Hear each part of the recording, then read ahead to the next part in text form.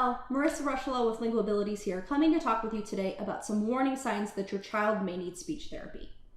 As a parent of a young child, it may feel like there are a million different developmental milestones to keep track of.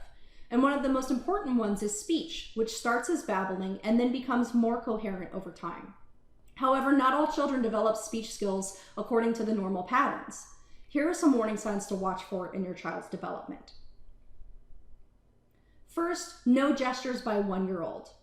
While kids are growing up, they learn to point to things that they want, clap when they're happy, and make other gestures to communicate.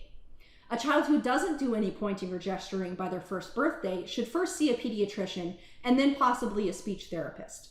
Sometimes a lack of pointing can be an early sign of autism. Second is phonological mistakes by 3 years.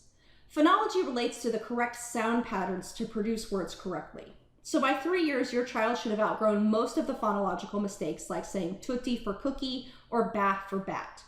If they're still having trouble at this age, it's time to see a therapist for articulation exercises.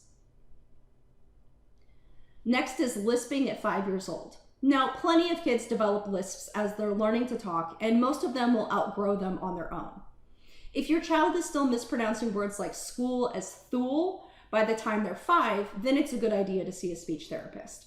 Once your kid is in school, lisping can hurt their confidence and make social engagement difficult. Stuttering lasting for longer than 1 month. Stuttering often occurs naturally around ages 2 to 4 as children learn new words and thought patterns for speech.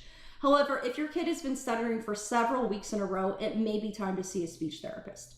Now, stuttering is different from irregular disfluency, which we all experience from time to time, such as using fillers like or you know, or changing our sentence midway through. What I'm referring to is when your child repeats a word or syllable repeatedly before moving on to the next, gets stuck on a word or sound, or starts to show physical signs like facial grimaces or limb movements to get out sounds.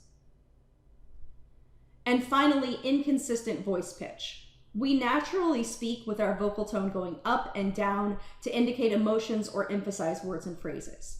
However, one warning sign your child may need speech therapy is if they sound shrill or hoarse for a period of longer than 2 to 3 weeks. It's normal for your child's voice to change when they have a cold, they're going through puberty, or they have an exciting day shouting at the amusement park.